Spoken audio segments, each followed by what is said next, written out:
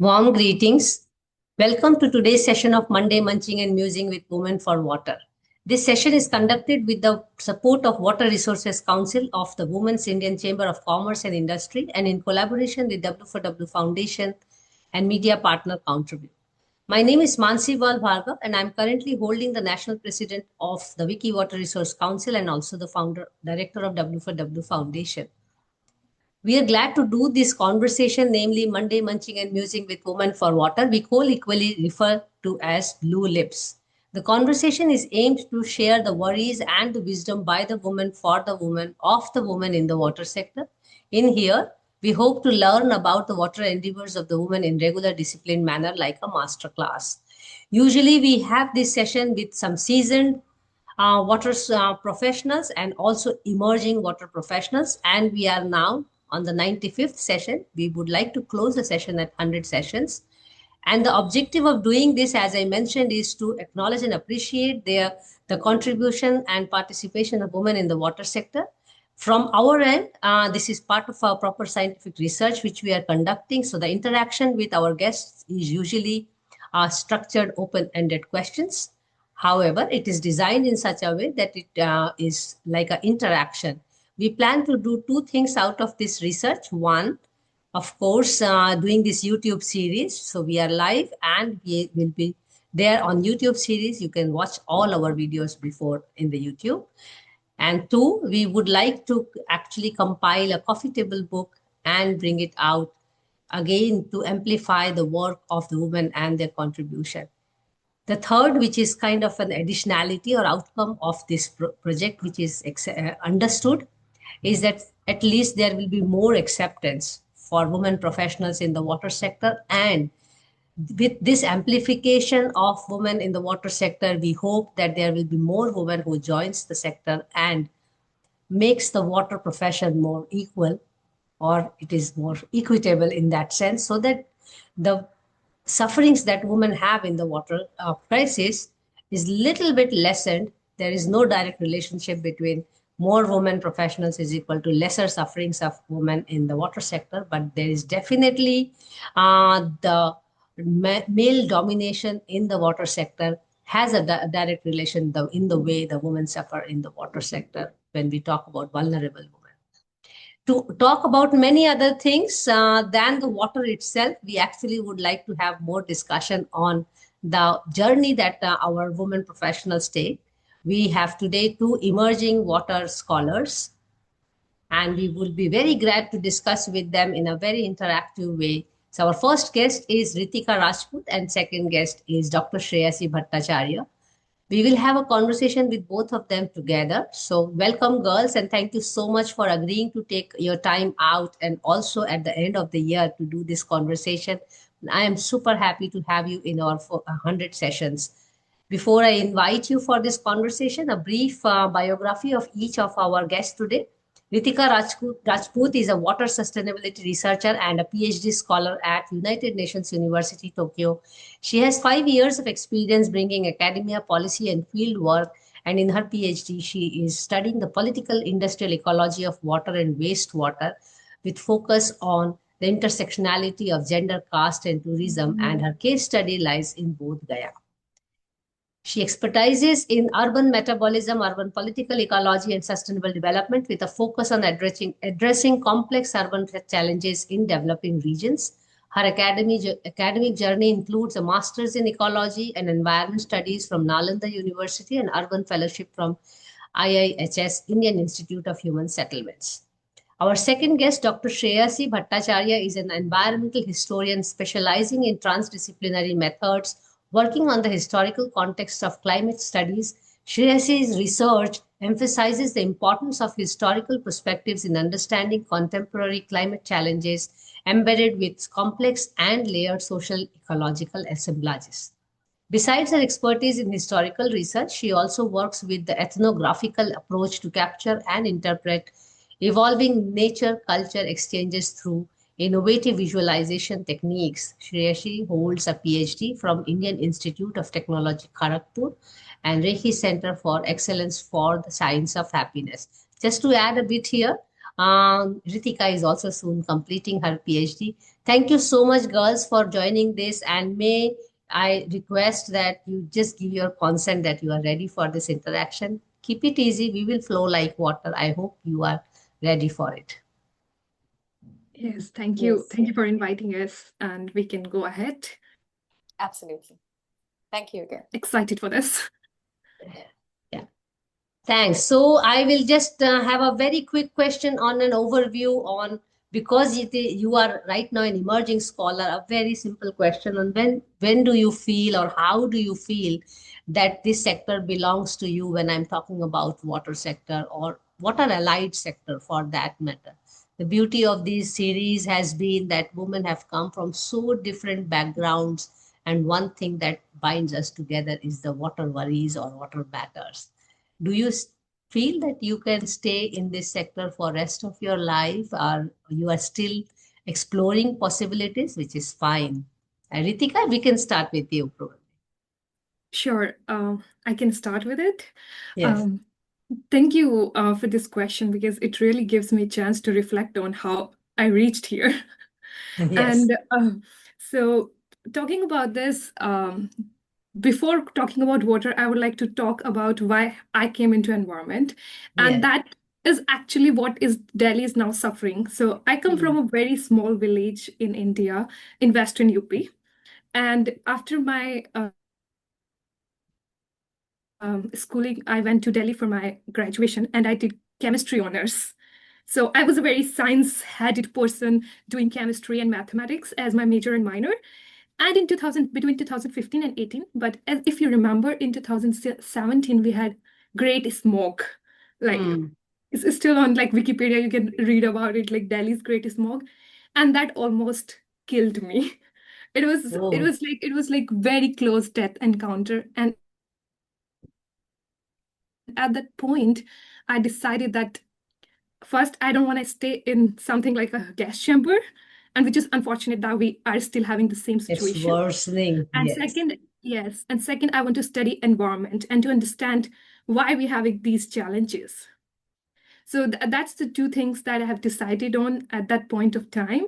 And in my bachelor's final year, that I don't know how I survived it through the whole my illness and things, but thankfully I did it. And then I applied to this wonderful course to the Nalanda University. It is situated in a beautiful small town in Bihar, Rajgir, and it is the most favorite place of me on the earth.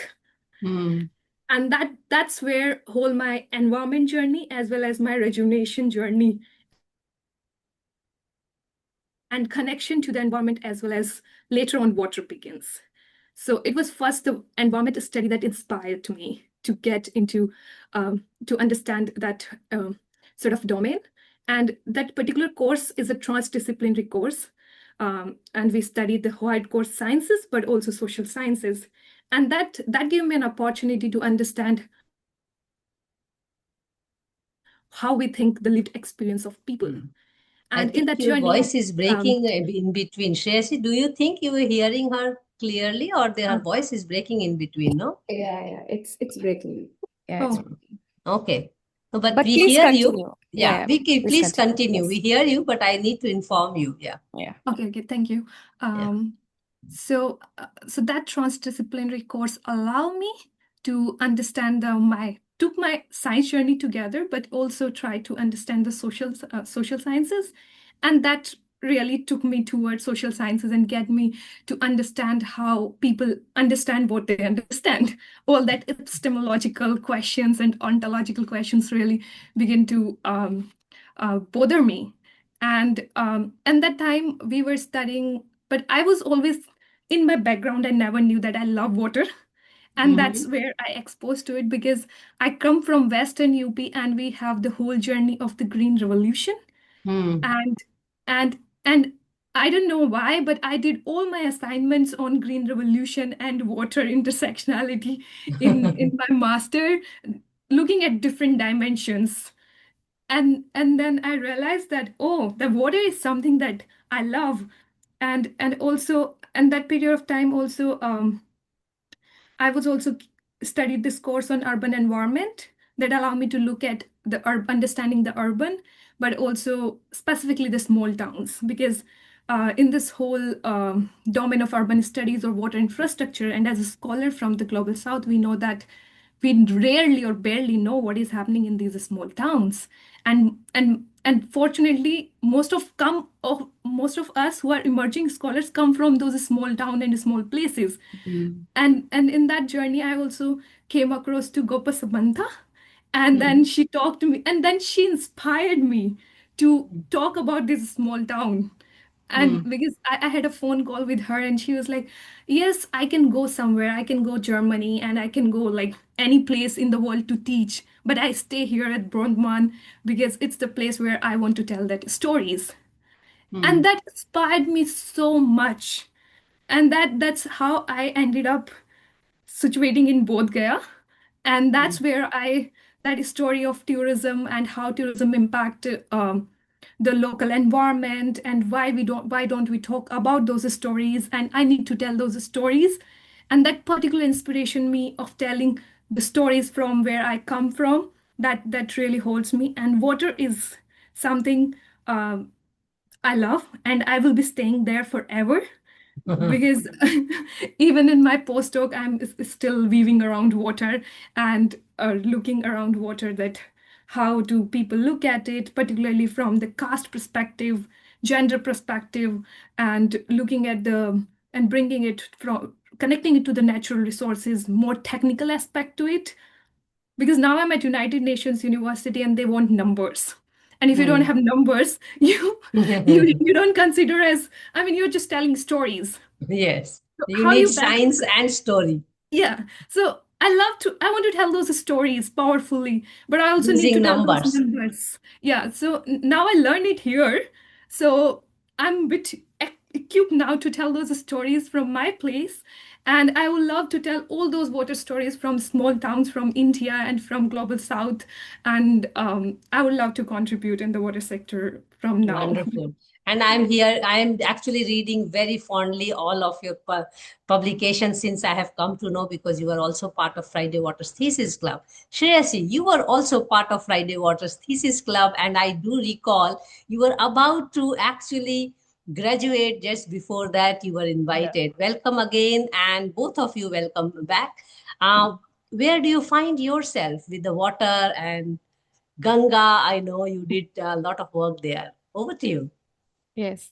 But I just wanted to say before I start that Ritika, the way you just talked about water, it resonated so much, with me, because I think I also become the same, giddish, childish way when I talk about water. So it was so nice to hear about your Yeah, the natural experiences. flow, the Yeah. excitement. Yeah. Yeah. And whether there are any kind of disruptions, we will still emerge out, because that is something, that when I think about Women for Water Foundation, that's what it has taught me during my thesis days also. So as Mansi ma'am was saying, when I was doing my presentation for the thesis club, I was just like a couple of months away. Yes. So, from submitting. Just like Ritika now. Yeah. So I had prepared my chapters and all. And after I had completed my writing the thesis, I went to the acknowledgement part, because that's the last part that you go through. And I think I almost made a record of writing the longest acknowledgement. Not just because of definitely because as a woman, I think there are some hurdles that we have to cross that are unintentionally, placed in front of us. It is conditioned for us to, that it is very seen, it is being normalized, that it is for Yes. women, we have to overcome them. So I found when I was writing that acknowledgement, I remember when I was talking about Ganga, the story of Adi Ganga came to my mind and why I would want to work with it. I actually thought about my maternal grandmother. So she was the one who actually told me stories of Adi Ganga. And when I would talk to my grandparents, my grandfather wouldn't know so much as my grandmother would. Because at that point, I realized that the relationship women have with water is very different from, men's interaction with it. Men might know about it, but sometimes, they don't used to, use them as lessons also to carry forward into your generational family legacies. It has been the role of women as well. So as a historian, my background is basically in historian. I started my graduation and post-graduation in history. And I never thought at that time that I would be getting into environment. I had a very, traditional perspective what history is, that we need to look into the reports, we need to study about what happened and all.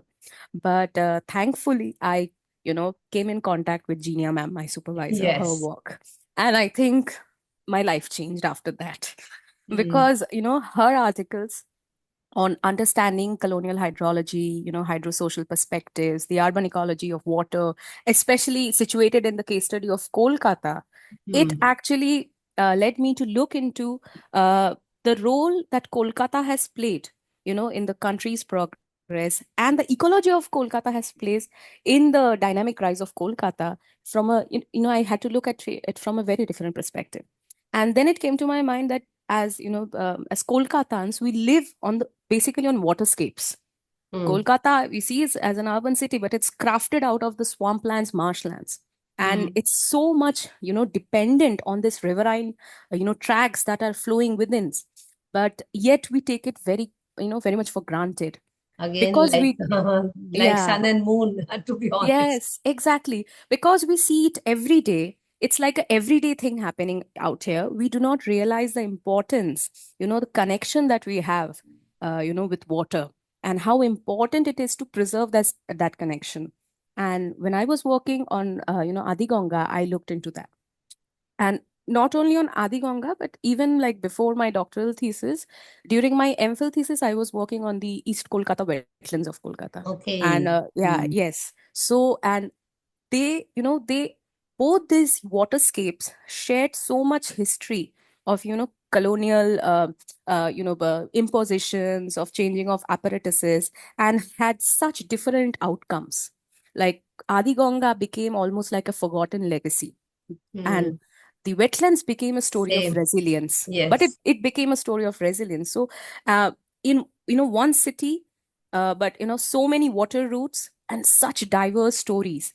And when you go to those places, when you talk to the people living around them who are actually living those histories, even in present times, as Ritika was saying, there are so many things we could explore in future. Like, the gendered ecologies, the multi-species ecologies. There's so many things to explore. And I think that for me also, like in future, whenever even if I have moved to Mumbai, but I see a small canal or I see a small Yes. pond, I want to trace its history. Like what is Yes. happening out there? I want to know. So that hunger for knowledge, I think, is very important.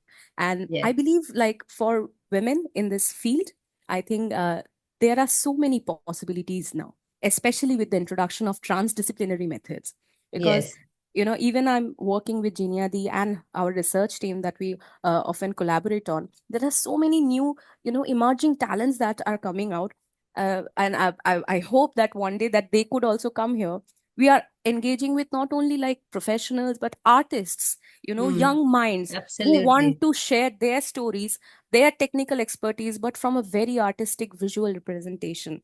And I think when we move forward, I think in future we have a very, a positive kind of hope for women in future in this field. So I think that's why I'm very happy with this field, and I'll always be happy with this field. Oh, I'm also very optimistic, and that's also one of the reason why we are doing this conversation, that we have an ounce of contribution to where we want to go, and with the contribution of women. Two things I want to pick from the first round of question, and I also like, that the grandma had stories, and I just want to bring to you an interesting observation here. That is that how important it is, the gender balance for everything. And I could just immediately relate with that, how men are connected, but the connection is more intellectual and adversary connection. So basically, they had this notion that they take care of the family's adversity quotient, I will say intellectual and adversity quotient, and women on the other hand have more emotional and spiritual quotient in terms of connection. And And both or all four, for that matter, quotients are so important, and we call it as way of life. And if we see it that way, then the gender balance or gender equity looks very, very doable. However, when we look at the way water profession is designed or worked around, I'm sure you also go through very situation where it's male dominated. But I want to bring to you to one more point, as I mentioned from both of your points. You both mentioned Gopa Samantha and Jinia Mukherjee. Both of them have been also a speaker on this platform. Also, their books have been read on our Friday Waters book reading session. And just because Shreyaji, you mentioned, if there are anyone who would like to present, you know that we have platforms to talk about it. Now we are nearly 450 sessions. We will close Monday Munching and Musing at 100, but we can always start having conversation.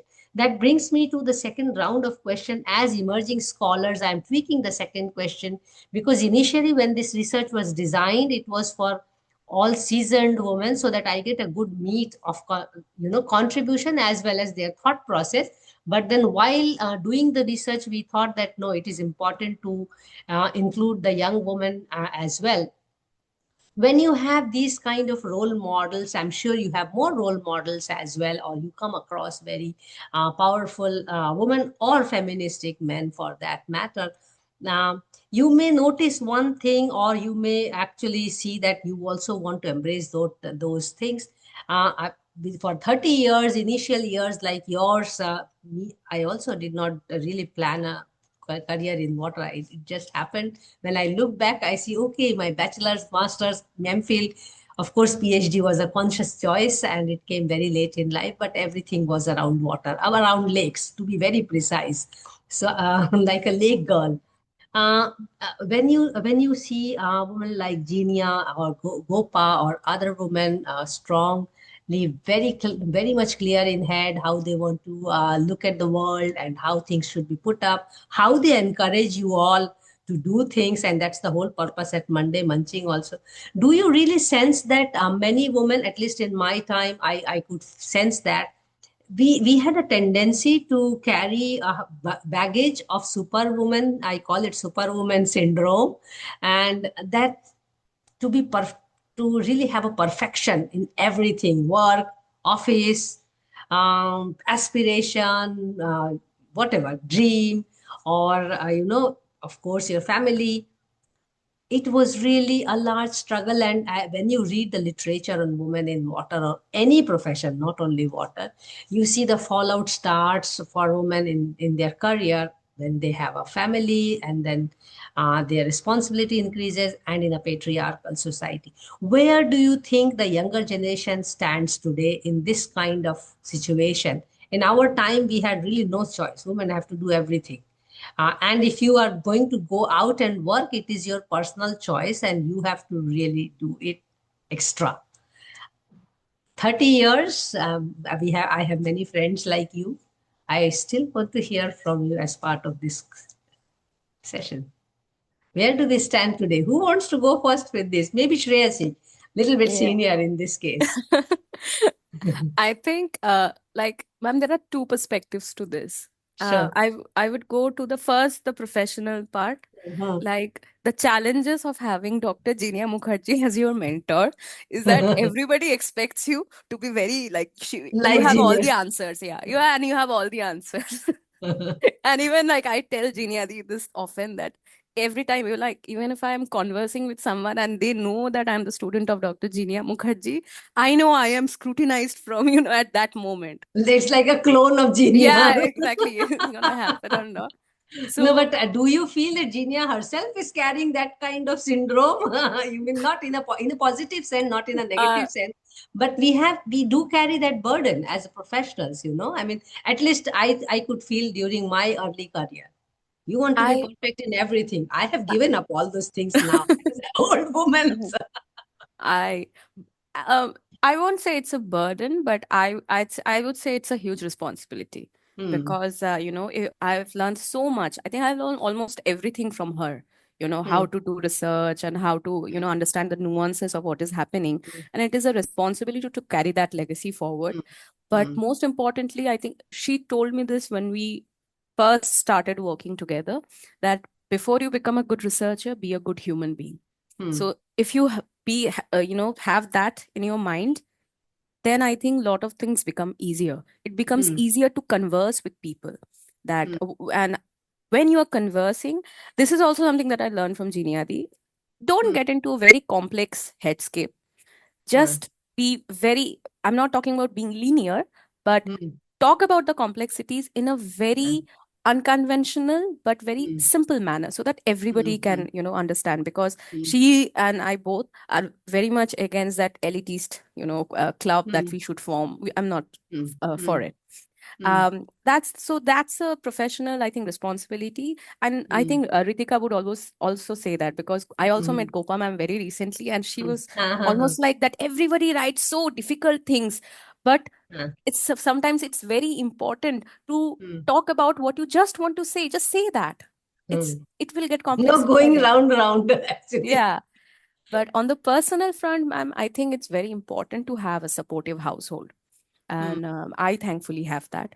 Like, Hmm. I'm married now, and my husband is very supportive in this manner. And but this is like a shared responsibility. Hmm. Definitely, and not only from in a marital home, but if even for a Otherwise single as woman, well. yeah, It otherwise as doesn't well. have to be only marriage. Yes. Exactly. For married women, there is definitely a conception that added responsibilities come on. But I think the society is also changing, because women Yes. right That's now the are getting change we so want to much. record. Exactly. Yes.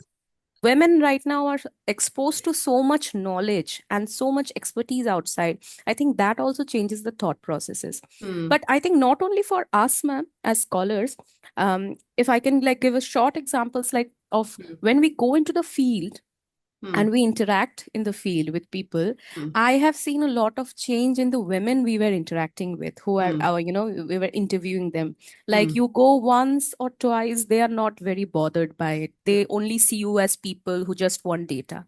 But once you keep coming over and over and you start Hmm. interacting with them, you start forming a relationship with them, and Yes. that trust is built. I slowly see many women in the villages actually looking up to us and Hmm. hoping that one day Absolutely. that their daughters could actually Yes. pursue this path.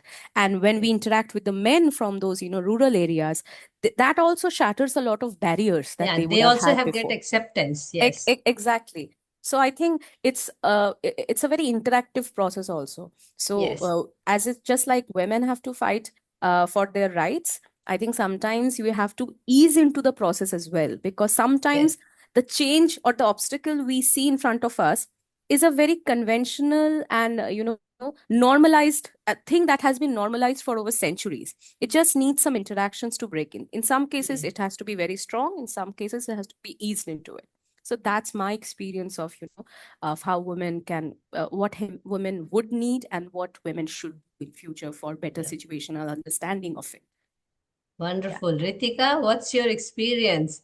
I think we are also Uh, diagnosing Gopa and Jinia today. We'll have to leave them after this question, probably. Sure. Oh my God. Yes. So I'm very, very like simply agree to Shreyanshi, and I've watched all these episodes of yours.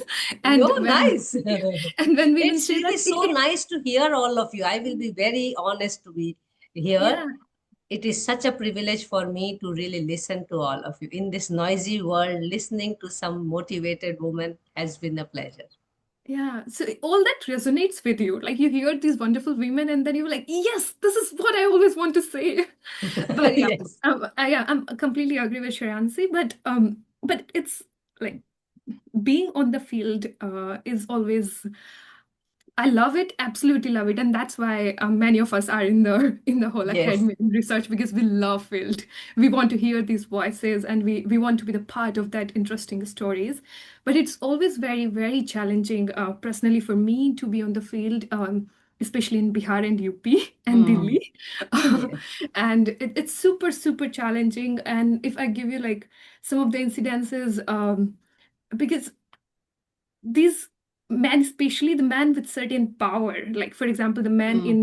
in an urban local body or a Hmm. municipality, they don't know how to accept or how to recognize these women out there.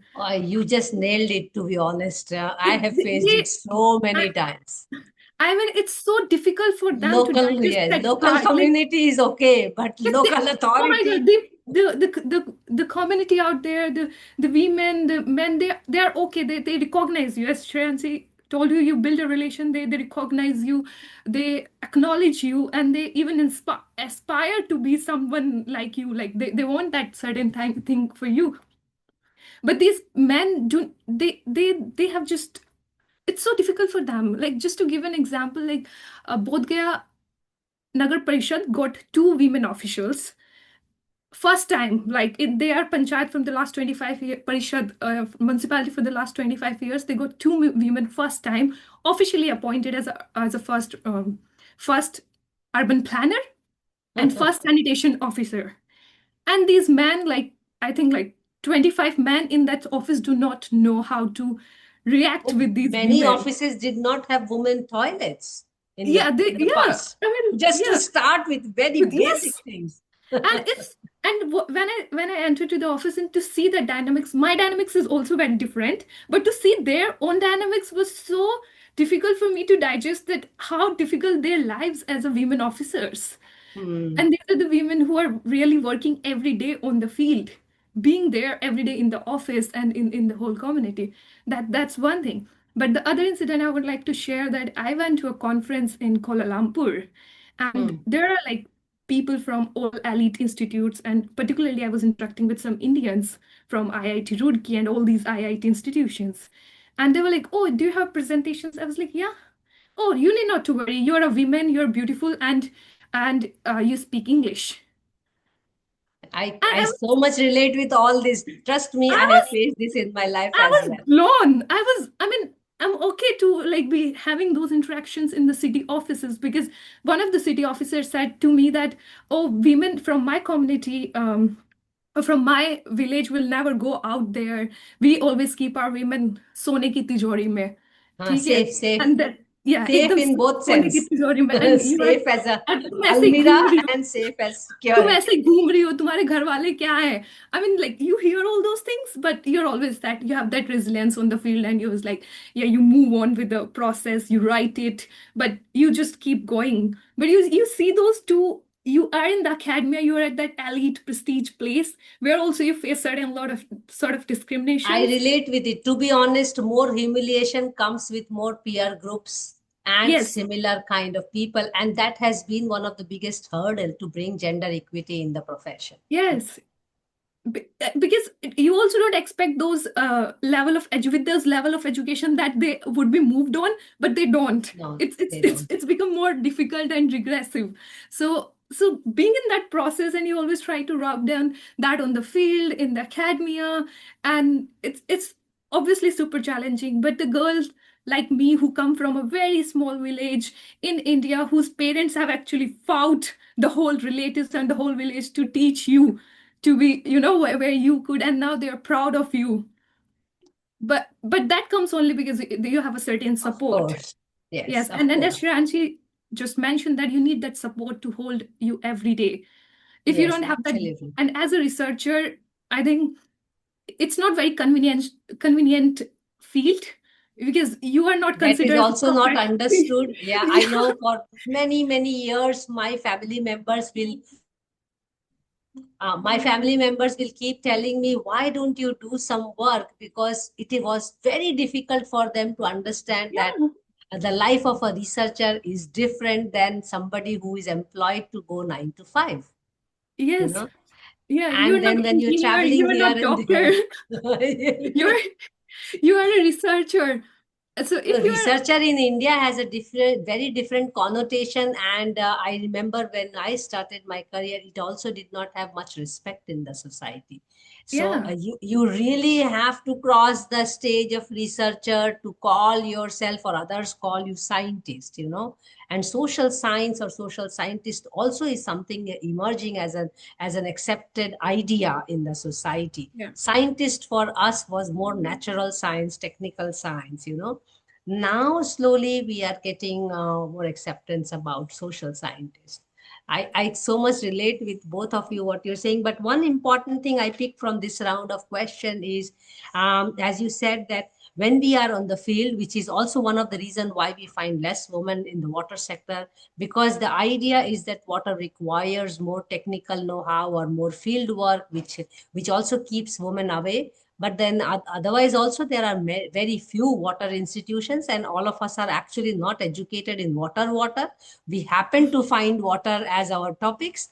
But important point which as I said, I wish to pick from here, that as we go to the field, it's not only our research, we also sow a seed of hope for other women and girls, which is very important. And as you both have also felt that in your field. But just picking one point from Ritika, that our peer group, or the most comfortable environment which it should be, where you feel that you will be more respected or more acknowledged, is still the most difficult place. And what I learned in last few years is, because I think we have an expectation from that group of people. That is why it hurts more. When we go to local authorities, when we go to local community, we are more open. We are open to take risks.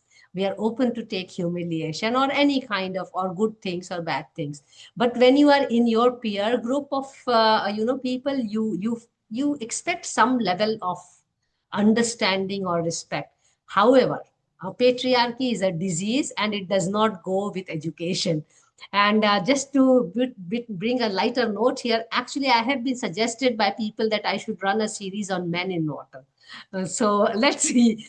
We will talk about it some other day. I come back to the question of leadership, as we are talking about strong women or women doing work in the water sector.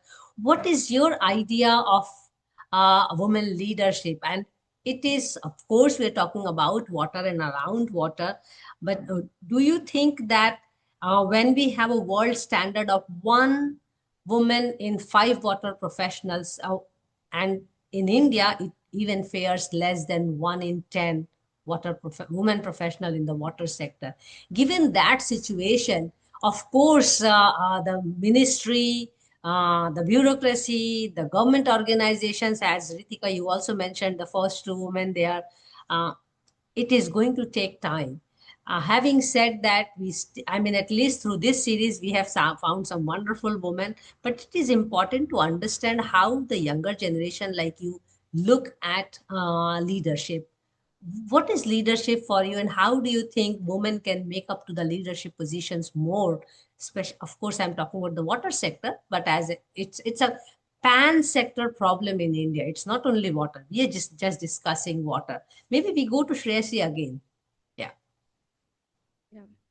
I think, ma'am, when we talk about women in water and leadership, I think first of all, we need to rethink our understanding of water beyond the technocratic understanding of it. I think, and the feminist perspectives of water, they actually bring that perception, which talks about much more relational understanding of water, and definitely, and very much about just perspectives, which is something that I have realized that previously, in the non-female oriented water spaces, water is seen in a very quantified manner, or in a very solution centric manner. And this is where I think the women, when we see women as leaders, because of their understanding of water, they basically disrupt that hierarchy that has been going on for years. So, in various recent scholarships also, we see the works of Yafa Truelove and all.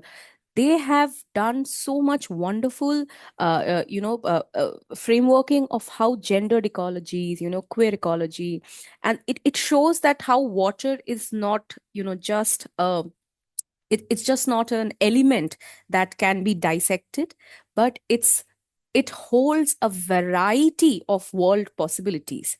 And when we engage with women scholars, they bring into those world varieties, not only from their scholarships, but also from their everyday understandings of the space.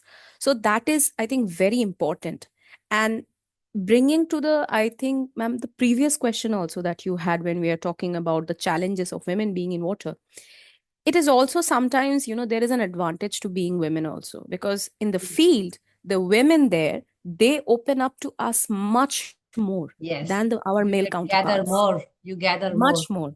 So that, and I think I won't say it's because of it's definitely because we are female and they feel much safer talking about things, that they are not comfortable about talking with with men. But during my research on Adi Ganga, ma'am, I remember this when I was just walking beside the river. I was just trying to find the river, because there was so much encroachment Completely on the encroached. sides.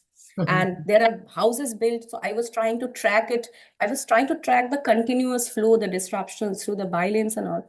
I didn't realize why when I had entered a red light area and no one stopped me. But I later realized because very recently I went there with some of my friends, but because most of them were male, people were gazing at us. Like, why is the man going there and all? But as a female, nobody questioned me. And when I didn't realize that I was interviewing some of the women from there. And they were very comfortably talking to me, and they were showing me the space that beside the Adi Ganga that they had maintained. And it was probably the cleanest part of the stretch that the entire place I had seen. So I asked them that this is very nicely maintained. There is a small temple that there is. They clean the front yard and all. So they told me that the government officials, they don't come often because they don't like us. We are sin people, so we keep it clean.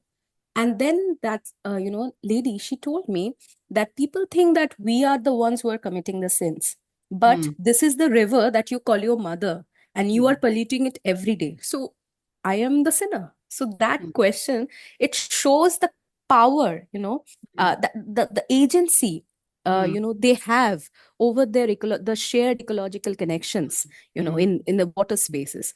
So the role of women women with water is not only like psychological or relational or spiritual. Definitely it is there, but it also goes beyond that. There are so many micro occurrences that are happening that shape the future of that space that the women are involved in. Even in like the wetlands, when I was working, I used to ask the men that in the bheris, which is like the sewage fed fishery ponds. So I would ask them that the men who are working there, that what would the women here do? And they would very casually say that they do very light works, like they clean the space, they clean out the water hyacinths that are gathering at the pond's edge. Later, I realized that there are like millions of water hyacinths out there, and the women are getting inside the water. They are taking those water hyacinths out, without which the entire process of sewage treatment might get problem. Because they hold they hold a lot of the impurities, those the roots of those plants. So their role is very crucial in maintaining that space. It is just not recognized.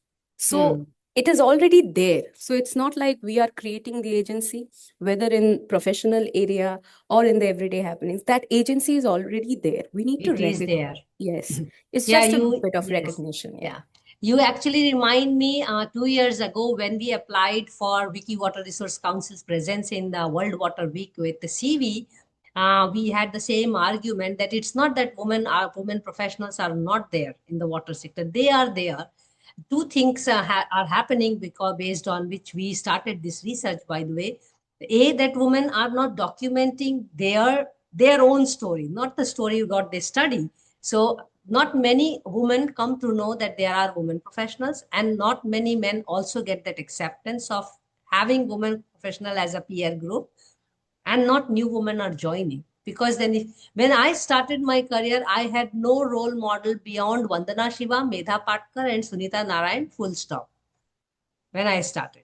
So now at least we really want to have more role models for younger generation to see that it is possible. We have to normalize the woman presence in the water sector exactly the same way that we have normalized for centuries men in water sector. But anyway, let's hear from Ritika what she has to say. Yes, I think Shreyanshi has covered a lot of what was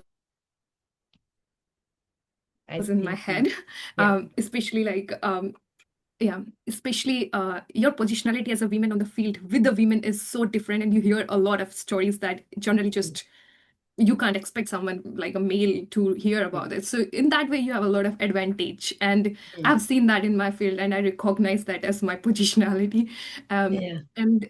But also like how we like water work is a women work in tech in everyday lives, but in the professional fields, it's a bit different as the peer groups and their issues with the women is different. I don't want to go in that professional hierarchy because I haven't been the part of that system, except in academia that I will already tell you the stories. But in terms of the on field, we not only need to recognize the gender, but also the its intersectionality with the caste and other sort of structural inequalities. Because I found that caste intersectionality of gender and caste plays a very, very strong role. Yes. Just to give an example that there is no upper caste women carry water from 100 meter or 1 kilometer in Bodh Gaya. It's only always the women from a Yes. marginalized Very well put. marginalized caste who is doing that duty. And I did like 100 survey, and there was no upper caste women, no intermediate, like middle caste, intermediate caste. It's always the scheduled caste Dalit women who is carrying the water. So when we are talking about the gender, who are these women? When we are talking even in the professional world, who are these women who are talking about and whom they are talking about? So it's difficult. So being only Yes. women, and who are these women? Because women is not a homogeneous category. Absolutely. Women can be as Oh, patriarchy, as technical, absolutely. I was coming to it in the next round, by the way, in as leadership. more bad than men. Sorry to say that, because Yes. at No, certain it's positions fine. than a man in general. So who are these women, and how these are women are getting there is also like is also a question to be pondered, because I haven't seen any women in the Dalit women in the water committee or things, because And they also don't. leading a Yeah, committee also or leading. in the top position. Yeah, also leading. So we have to think through that when we are saying women, who are these women? Are these the extreme elite upper caste women has always been there and always been regulating the things? Are we talking about those women who are actually facing those issues? And because these are the women who belong to these marginalized castes and scheduled caste or scheduled tribe, and they faced all these challenges, are very, very different from an upper caste woman and her way of life and her way of thinking of the water than and I think I really love that Shreyasi's red light example, because that's the same. Who are these women, right? Who are these? So I think, and for me, those idea behind women, who are these women, just not only gendered women, but also like how we embodied those women is very, very important than just being give a Very homogeneous well put. category. Very well put. And importantly, pick from this round of question is that, of course, we in this series we are talking about women professionals, and the fact that if they can be brought to the decision, if they are part of the decision making committee or any group or any discussion or any research, you start talking about it. We have so much plagiarized or plagued our country, our society with elitism, not only in terms of women or gendered elitism, but otherwise also you need people to talk about it, first of all. And often the talking if has to happen from the privileged community, otherwise it again goes unheard. And this is also one of the very light point which was really identified during the early research, because I am also questioning the series when I'm doing it. And I do not call myself from that elitist club. I really worked hard from the ground, to be honest. But then, if we don't stand up and talk about the vulnerable community, those who do not have a voice, then the very purpose of me doing this work or doing this study again fails the idea, And I so much agree with you in talking about the path to leadership. Though leadership is a gender neutral position, it has to go by some skills, but we often see And you said it jokingly, but I can say it seriously on this live platform also. I have faced it also in many situations. Many women eventually, in the run to become successful, have inherited the very essence of masculinity or patriarchy, because again it's a position which needs to be competed and reached. Whereas when you look at really true leaderships and all, you find women who are more collaborative, not competitive, who are more walking along together. So these are different traits we can talk about. That brings me to the next question actually.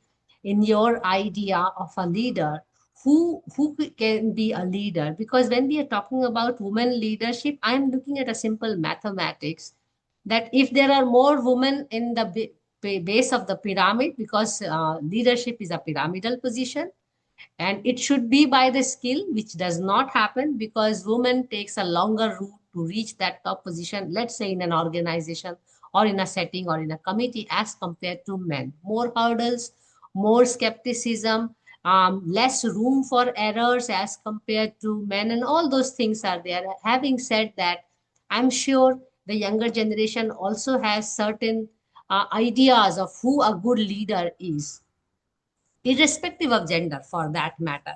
It is important to understand these leadership traits from people, because if we are talking about nurturing more women in the water sector, more women leadership in the water sector, we need to also understand who is a good leader or what is a good leadership made up of. It is gender neutral and it should be gender neutral. But having said that, because there are more men, it's, to bring to that equity position, we really have to give a push to more women. uh, I also get questions from my many friends many a times, saying that if you talk about equity, why do you want more favors for women? But then the race is starting from a different start line, so that's a different situation altogether. Having said that, I would like to hear from you your idea of a leadership. Maybe we start with Shreyasi again. Shreyasi gets a benefit of being little senior than you. I'm little bit high on the pyramid. Yeah. No, I think, ma'am, when I think of leadership, I think I don't perceive someone as someone sitting on the top, or Hmm. rather than someone who is actually standing beside us. So, Hmm. like Genia ma'am has been like that for us. So, Hmm. we never felt like individual scholars working for her. All her scholars, we worked as a team. Hmm. And it was a duty that was on us to help each other, to understand each other. Hmm. All our research ethics. There's so many girls in our team. There are men in our team, and we were constantly learning. So that is something that I've learned from her, that in order to lead, rather, you need to first, share the responsibility, share the burden of knowledge that you have with others. That's a perspective that I have. And secondly, ma'am, I think if you want to depoliticize this, we need to Hmm. repoliticize first. We Hmm. need to realize what are the evolving challenges that women keep facing, because Hmm. every time there are very much solution centric policies that are being presented, that are very how do I say, very artificial sometimes. And it's a very one for all policy. The challenge is that, Like as the yeah. riverfront, to me, to be honest, put all the concrete as the river bank. Yes, absolutely. So, as just like Ritika was saying, that women, they are not a homogeneous, entity. We have, different experiences. We might have a shared understanding of what patriarchy is, but our experiences will be different based on our cultural rootedness and all. So, who I might perceive as a very good, leader, Ritika might not agree on it, Hmm. because Of her course. perception. So Yeah, we that's want to understand the traits and the skills. Yeah. Yes. So I think we, as in this field, and this field of women in water expertise related areas, our experiences of working with other people is also evolving. because there are so many new things happening, not only in academia, but also things around us, that we also needs to constantly, update ourselves. Yes. Not only on work, but how to talk, how to behave, how to make students realize that these, the curriculum is becoming a bit, redundant. I need to introduce new things, and also all these things we have to work on. So we all need to look to someone or look up to someone who can actually, rather than sharing orders, is kind of sharing their understanding with us. So when we find that person in our life, whether it's in academia or in your personal life, I think we need to hold on to that trait. And that's something that we can learn upon much more and more. And that's the time I think this repoliticization, it starts. We need to, and it's also to make sure that we also don't fall into the same trap as Mansi ma'am was saying. Yes. Yeah. I am Because so once, careful about it. I Yeah. question the very idea of successful. I mean, I'm always questioning in my personal life, why do I have to be successful? And Yeah. if the definition of success is that what man does is successful, then personally, I Yes. mean, again, I'm putting it on live here. Personally, I love one word about man, which is man-made disaster.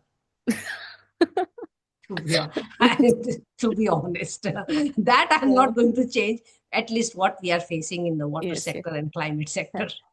If Over I to you. if Go I ahead, go may ahead. have just one, I just wanted to add one more thing, and that's like while working with Jinyadi, we had the opportunity to share our understanding with the citizens of the city.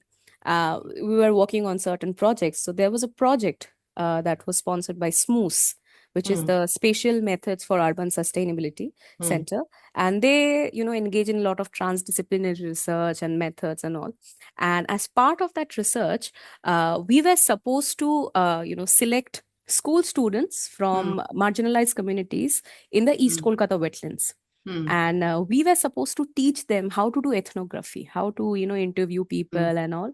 So the idea behind that was that we as scholars always have an idea of what research is, what a space is, and the common people who are living that, they also have a set idea because it's their everyday space. But once they start wearing or using the tools that you have, do their perceptions change?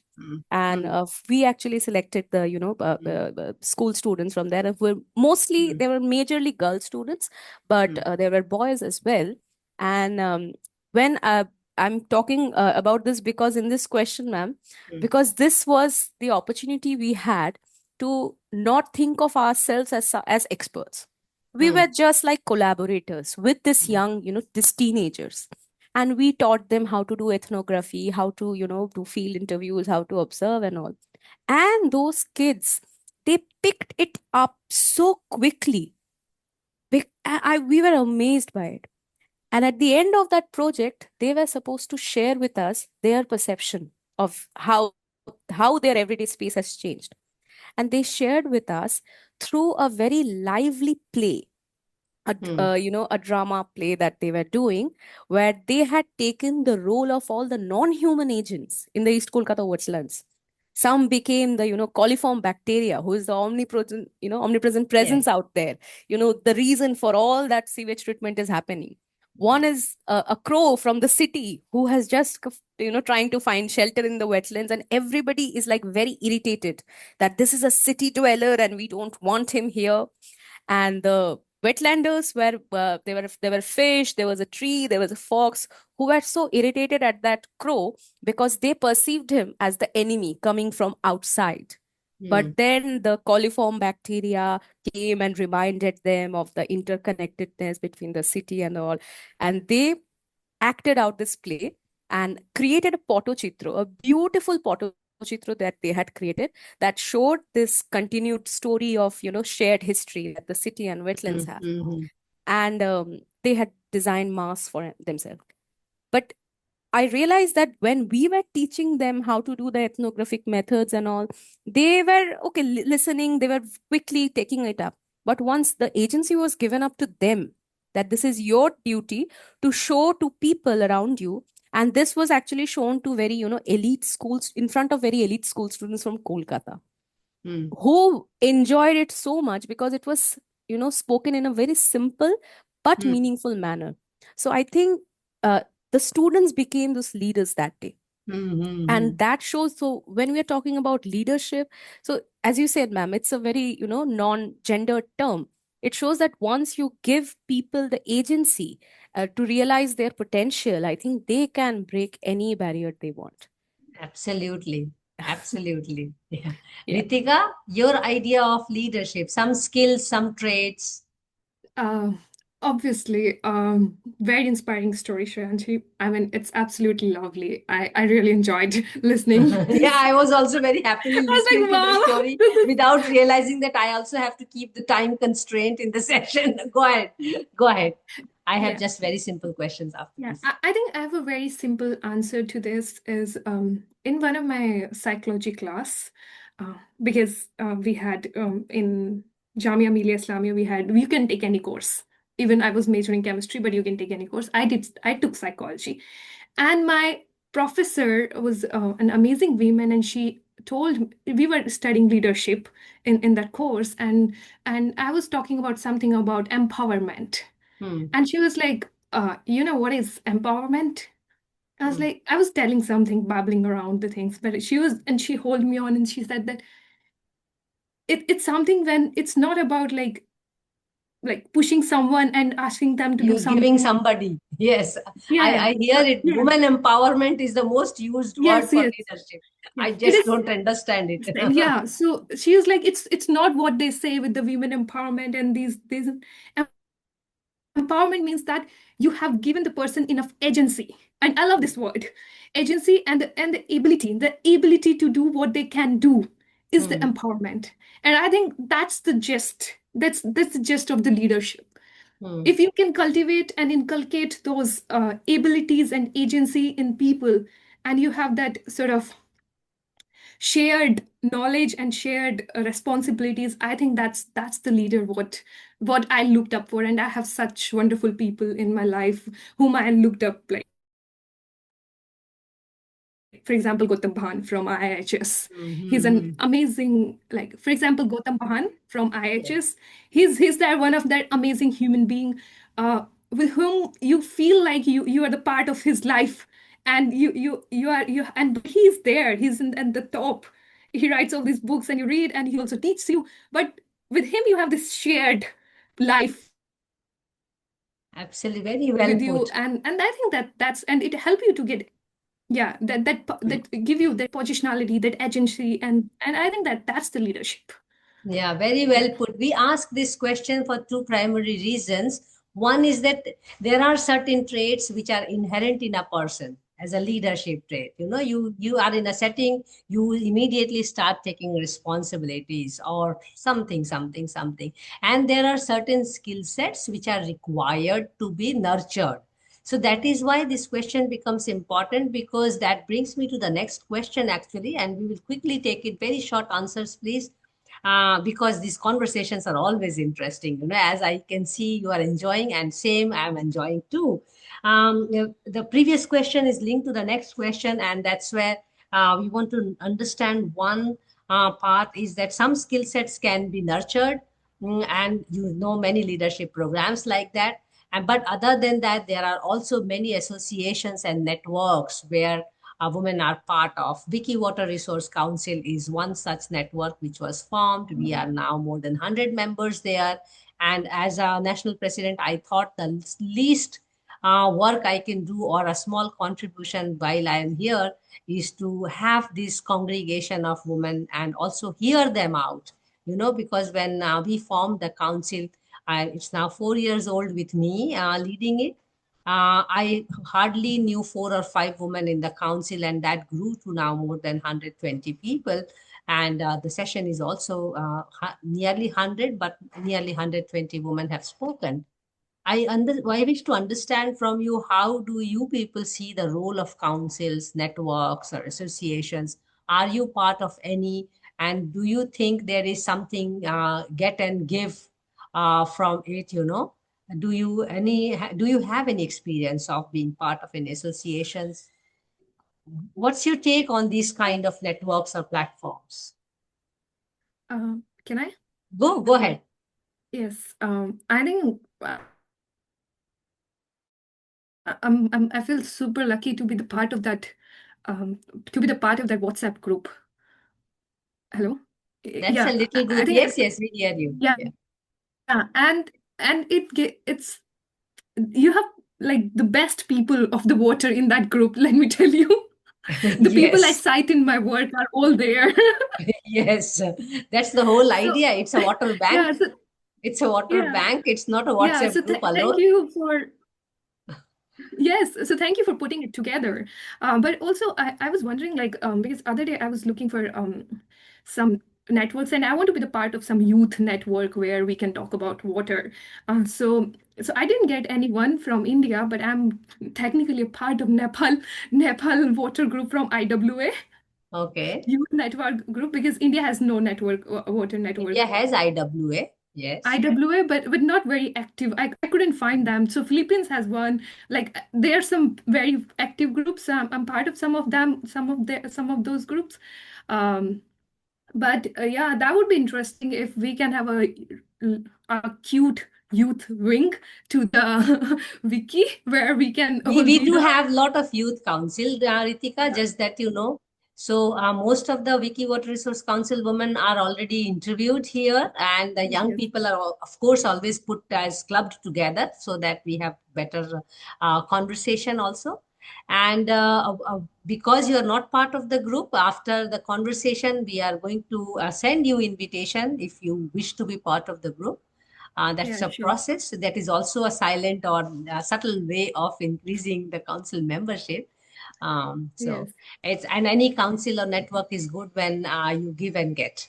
So that is also I wish to understand how do you people see such things. So maybe we get to hear from Shreyasi.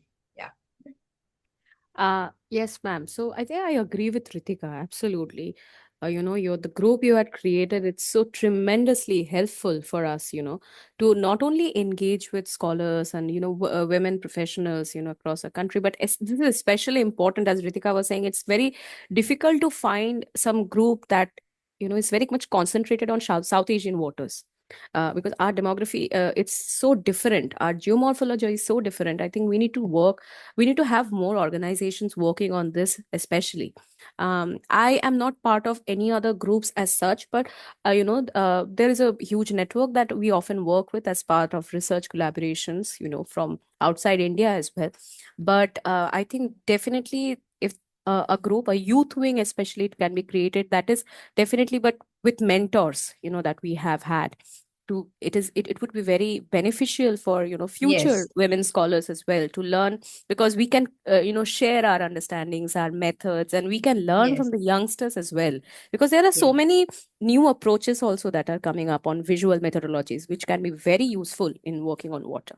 Yeah. Yeah, it took me 4 years to do this series and all because I didn't know much of the council members and the new members like you. I would like to know that we have held very few events or workshops or seminars so that the exchange of knowledge can happen. But I know many, many women from the council and from the W4W group, by the way, they exchange scholarships, they collaborate with projects and all to the extent that people feel so comfortable at that many people actually use me also as a telephone directory nowadays to ask somebody's number or email ID. And I'm like, "Hey, I am not a telephone directory, but I can definitely help. But people do ask, and it's really a privilege to slowly, drop by drop, to build this kind of unsettled institution, self-organized institution, but we are happy about it.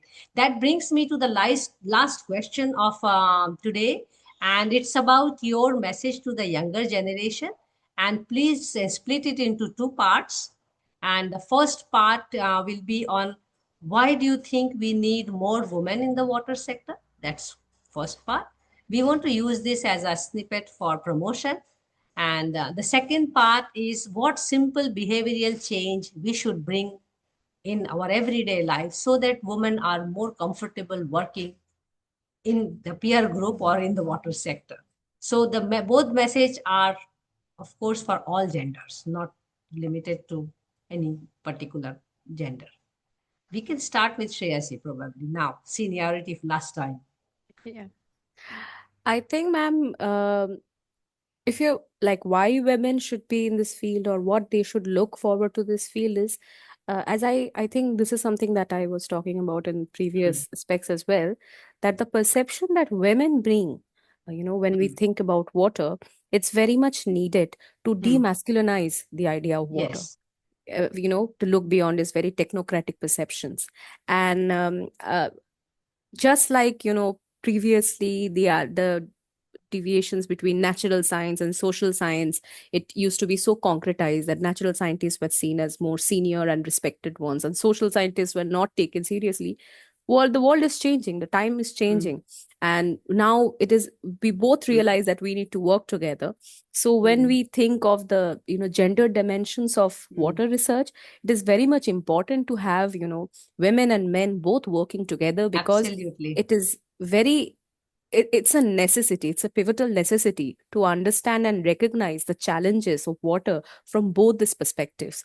That is not looking at the water challenges from a very solution centric, but as situated processes that would constantly need to be looked at. So this is something I think that women can work on.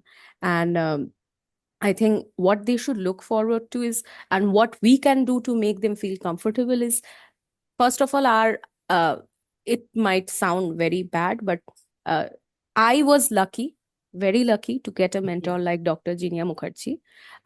Not everyone I know was that lucky, but it is very important to make our academia environment, especially in India, a bit more flexible and scholarly oriented.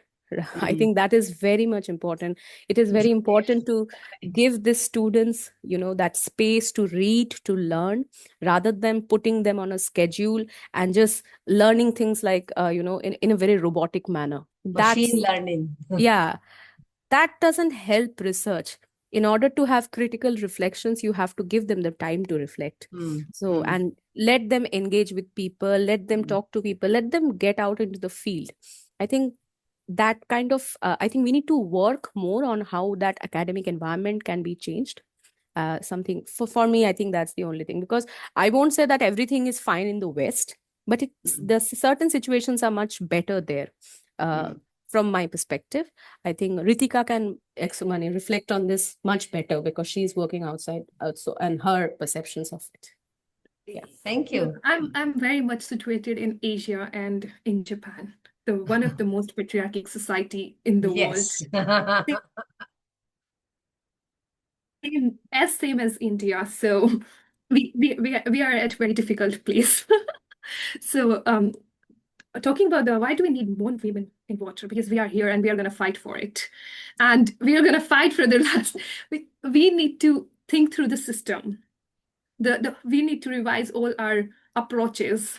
And we see that all through man-made disasters. And when we have all these man-made disasters out there, we need a change in perspective, a paradigm shift.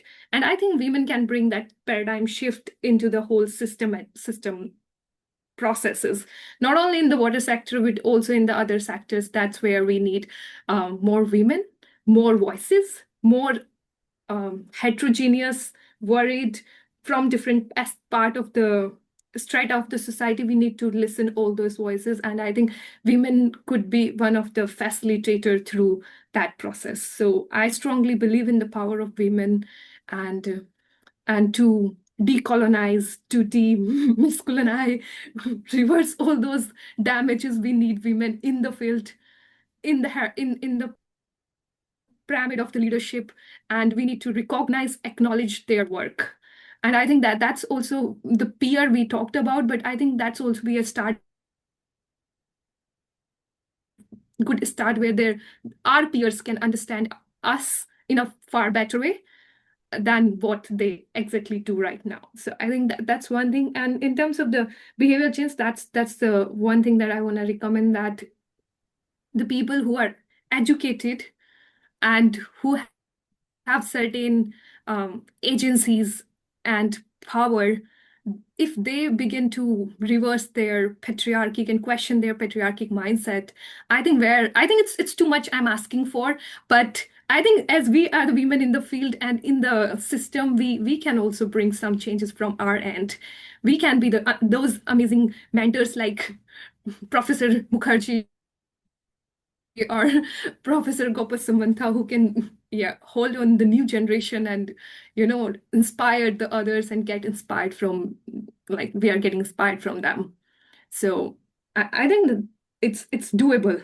I have a very, very big hope into ourselves and into the whole process that we are together on. So Oh, trust the process absolutely. and be there. Absolutely. I mean, as researchers, the one thing we hold together very dear is being optimistic, despite many, many issues. And that's why we have to keep working on many of the issues that we talk about. Thank you so much, both of you girls, for this wonderful session. I really felt the conversation was flowing just like water, and I do hope that you also felt the same. And that's the very purpose of it. It is a science, but it has to be an interesting science that everyone is keen to work on, is keen to talk about, and go further. May you remain an inspiration to others. And you both again remind me of a very wonderful line from Rumi. We may be a drop in the ocean, but in each drop, we are an ocean by ourselves. And you both really reflected the power, the energy that you have like an ocean. So our small contributions do matter, and we do have to keep talking about it. Someday we will, of course, start talking about men in water, and it is not about a competition about men, Yeah. women. And I am always careful to know that we are only talking about women, and it is not a gender and water discourse, because we are also leaving behind many, many other people who are not even discussed, and who still are having difficulty having the equity issues and rights issues in the society. We have to work towards it, but again, small things, one thing at a time. Right now it's women, and we shall continue with Monday Munching and Musing with Women for Water, but only for few more sessions. And I'm very pleased to share with all of you that we will actually have Medha Patkar or Medha Tai to celebrate our 100th session of this event. And Great. then we close and we sit back, reflect, relax, think about it, and we start writing the research which we have conducted for last 3.5 years. Thank you so much, Ritika and Shreyasi, for this wonderful Thank you conversation. so Do much. keep us posted and keep us involved in your conversation. And I look forward to you joining the Wiki Water Resource Council. Take care and see you soon. Bye bye. Thank you so much, ma'am. Thank you. Take care. Bye bye. Thank Take you, care. Ritika. Bye. Bye. Bye.